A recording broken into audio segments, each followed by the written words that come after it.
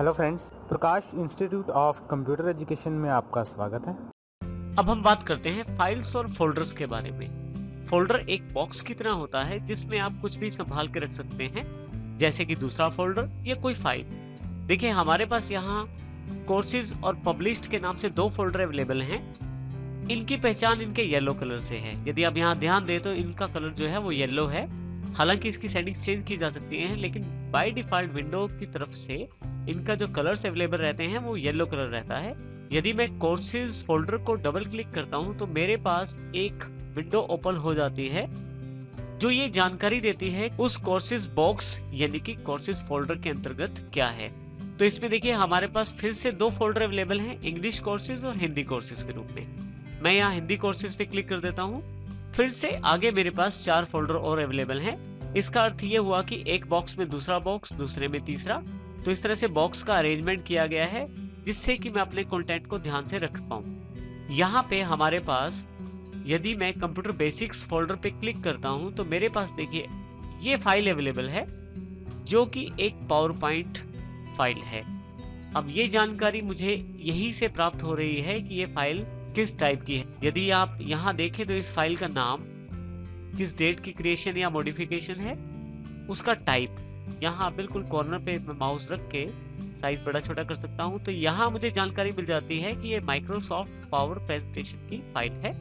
और इसी के साथ यदि आप लास्ट में देखें तो उस फाइल का साइज भी बताया जाता है। यदि मैं फाइल पे क्लिक कर दूं तो फाइल से इंपॉर्टेंट जानकारी मुझे यहाँ नीचे की तरफ भी अवेलेबल हो जाती है। तो इस प्रकार से हम कह सकते हैं कि जो फोल्डर्स हैं वो एक रखने का माध्यम और तरीका है जो फाइलों को संभालने और उन्हें रखने, ऑर्गेनाइज करने के काम में आती हैं। तो यदि आप यहाँ ऊपर की तरफ देखें तो हमारे पास ये जो पूरी स्क्रीन है एक विंडो एक्सप्लोरर की स्क्रीन है जो मुझे और भी बहुत सारी जानकारियां दे रही है। यदि मैं यहाँ ऊपर की तरफ देखूं तो मुझे ये जानकारी मिलती है कि इस वक्त मेरे पास कौन सा फोल्डर अवेलेबल है। तो मेरे पास कंप्यूटर बेसिक्स के नाम से फोल्डर अवेलेबल है जो कि हिंदी कोर्सेज के अंदर अवेलेबल है, और फिर से ये सभी फोल्डर्स कोर्सेज के अंतर्गत अवेलेबल हैं। मैं यदि यहाँ कॉर्नर पे क्लिक करूं तो मुझे उसका पूरा पाथ यानी कि वो फोल्डर कहाँ स्थित है उसकी जानकारी मिल जाती है। इसके अतिरिक्त यदि आप यहाँ ध्यान दें तो यहाँ पे आपके पास लेफ्ट हैंड साइड पे एक नेविगेशन बार दी गई है।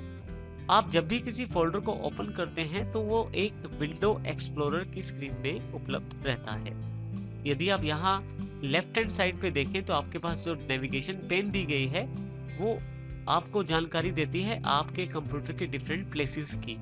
जब भी आप किसी प्लेस पे क्लिक करते हैं, जैसे कि मैं डेस्कटॉप पे क्लिक करता हूं, तो मेरे पास यहाँ डेस्कटॉप की सभी items right hand side box में अवेलेबल हो जाती हैं। साथ ही जब भी मैं किसी पर्टिकुलर फाइल या फोल्डर पे क्लिक करता हूं तो मेरे पास उस पर्टिकुलर फाइल या फोल्डर की अतिरिक्त जानकारी नीचे की तरफ अवेलेबल हो जाती है। इसी तरह से यदि यहाँ पे मैं अपनी लाइब्रेरीज में देखना चाहता हूँ कौन कौन सी आइटमें पड़ी हैं, तो लाइब्रेरीज पे क्लिक करते ही मेरे पास यहाँ पे लाइब्रेरीज के ऑप्शंस अवेलेबल हो जाते हैं, जैसे डॉक्यूमेंट्स, म्यूजिक, पिक्चर, वीडियो। इसको आप इस तरह से भी देख सकते हैं। यदि आप लेफ्ट साइड पे देखें तो यहाँ पे भी सेम चीज दिखाई गई है। यदि आपके एक फोल्डर के अंदर बहुत सारे सब फोल्डर्स हैं तो उन सब की लिस्ट लेफ्ट साइड पे भी अवेलेबल हो जाती है।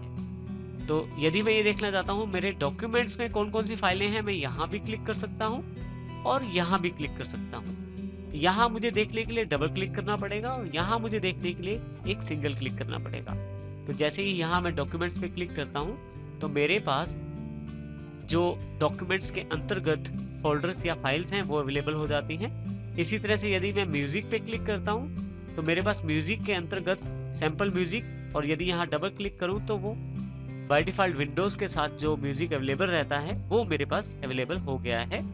इसी तरह से पिक्चर्स लाइब्रेरी और वीडियो लाइब्रेरी, ये सब चीजें आपके पास लाइब्रेरी में अरेंज रहती हैं। इसी तरह से आपके कंप्यूटर की जो हार्ड ड्राइव है उसकी ड्राइव्स की जानकारी भी यहाँ पे अवेलेबल रहती है, जैसे कि सी ड्राइव, डी ड्राइव और ई ड्राइव। क्योंकि मेरे कंप्यूटर में 3 ड्राइव्स हैं तो वहाँ 3 ड्राइव्स दिखाई गई हैं।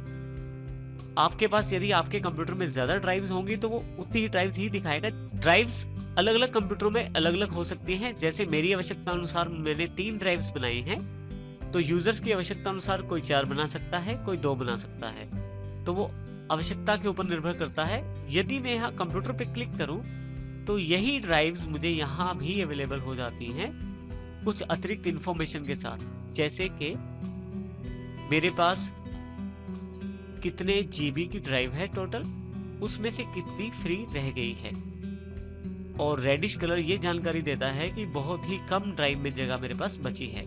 इसी तरह से डी ड्राइव देखिए यहाँ 24.4 जीबी दिखाया गया है टोटल स्पेस डी ड्राइव का, उसमें से इस वक्त मेरे पास अब जो फ्री स्पेस अवेलेबल है वो है 2.80 यानी कि 2.80 जीबी।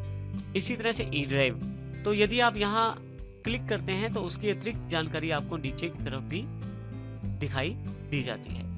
आपके पास यहाँ पे डिवाइस विथ रिमूवेबल स्टोरेज की जानकारी भी अवेलेबल रहती है। आपके कंप्यूटर या लैपटॉप में अगर डीवीडी राइटर या सीडी राइटर लगा हुआ है तो वो आपके पास यहाँ डिवाइसेस विद रिमूवेबल स्टोरेज में अवेलेबल रहता है। यदि आप कोई सीडी या कोई डीवीडी अपने कंप्यूटर या लैपटॉप में डालते हैं तो वो डीवीडी या सीडी आप देख सकते हैं। इसी तरह से यदि आपका कंप्यूटर किसी नेटवर्क से कनेक्टेड है तो आप वो भी देख सकते हैं। आप नेटवर्क पे क्लिक कीजिए, आपके नेटवर्क की सारी जानकारी यहाँ अवेलेबल हो जाएगी। क्योंकि मेरा कंप्यूटर इस वक्त किसी नेटवर्क से कनेक्टेड नहीं है तो इसलिए मेरे पास एक मैसेज ऊपर अवेलेबल हो गया है, the computer is not connected to a network, click to connect. क्योंकि मेरे पास कोई नेटवर्क अवेलेबल नहीं है और मैं यदि क्लिक भी करता हूँ तो कोई प्रभाव नहीं पड़ेगा।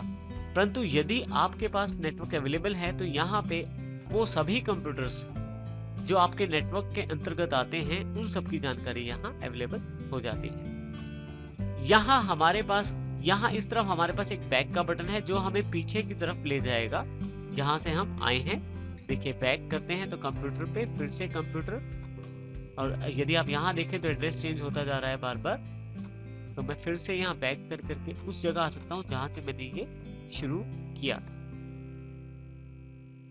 अब यहाँ आप ध्यान दें तो बिल्कुल उसी लोकेशन पे मैं आ गया हूँ जहां से मैंने शुरू किया था। तो इस तरह से आप विंडो एक्सप्लोरर का प्रयोग कर सकते हैं कंटेंट देखने के लिए। तो यहाँ से इसे मैं बंद कर देता हूँ। जैसे मैंने यहाँ क्लिक करके कोर्सेज फोल्डर को ओपन किया था, इसी तरह से यहाँ मैं नीचे विंडो एक्सप्लोरर के आइकन का प्रयोग भी कर सकता हूँ। जब मैं इसे क्लिक करता हूँ तो मेरे पास एक विंडोज एक्सप्लोरर की स्क्रीन अवेलेबल हो जाती है।